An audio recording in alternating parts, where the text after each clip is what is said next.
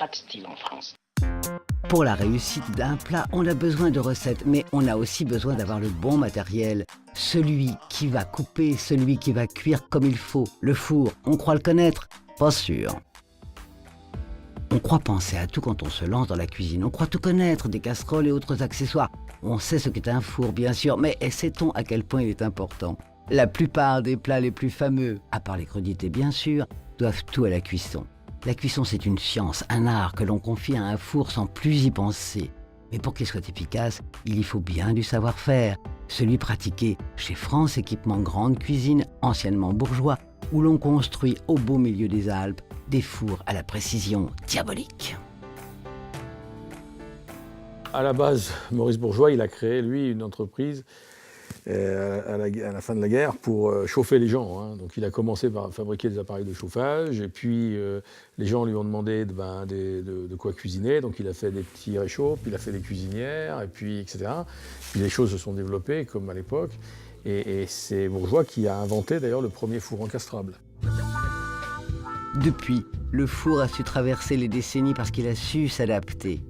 Mais derrière son apparente simplicité se cache en réalité un bijou de technologie. Personne n'imagine le travail qu'il y a en amont dans la conception pour mettre au point ce type d'appareil. Aussi bien au départ, uniquement la tôlerie, qu'après sur la partie purement électronique ou avec toutes les fonctions nécessaires à la bonne cuisson et à toutes les cuissons possibles dont peut avoir besoin un chef.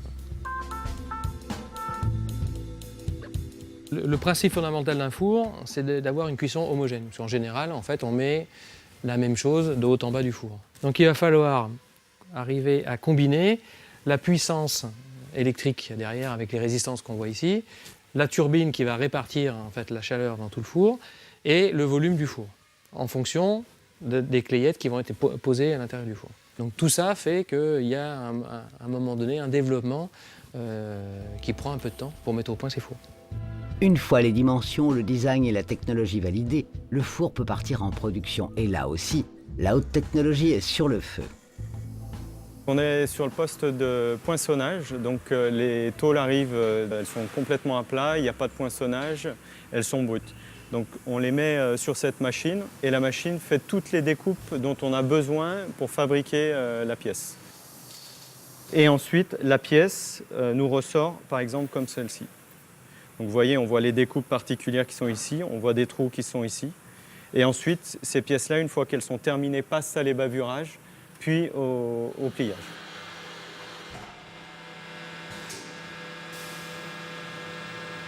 Ici, on est sur notre plus grosse presse et on fait ce qu'on appelle les enveloppes de moufle, les dessus et les dessous de moufle, c'est-à-dire l'intérieur de nos fours. En gros, on a une empreinte dessous et une empreinte dessus et on vient écraser la tôle pour qu'elle se déforme et donc la mettre en forme. Ensuite, les plaques sont tout simplement soudées pour devenir caissons.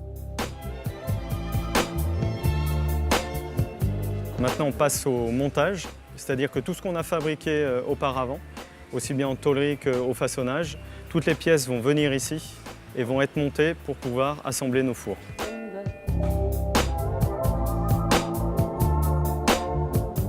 La technologie s'est taillée une part importante dans la conception des fours aujourd'hui. Mais en cuisine, qui c'est le chef? Le chef. On a aujourd'hui des appareils où vous avez des écrans tactiles, il y a un poulet, vous appuyez sur poulet, ça cuit le poulet. Ce n'est pas notre philosophie. Notre philosophie, c'est que la cuisine, c'est quand même le chef qui l'a fait. Hein. Donc c'est le chef qui sait comment on cuit un poulet, ce n'est pas le four. Certains de nos concurrents parlent de four intelligent, ça n'existe pas. Celui qui est intelligent, c'est celui qui est devant le four et qui le manipule. Mais ce n'est pas le four qui est intelligent. Voilà. Donc on essaye quand même de garder cette spécificité qui est très liée à la gastronomie française, qui n'est pas de l'automatique. C'est un homme qui fait la cuisine. Oui, et même si le four est du genre masculin, il arrive aussi que ce soit une femme.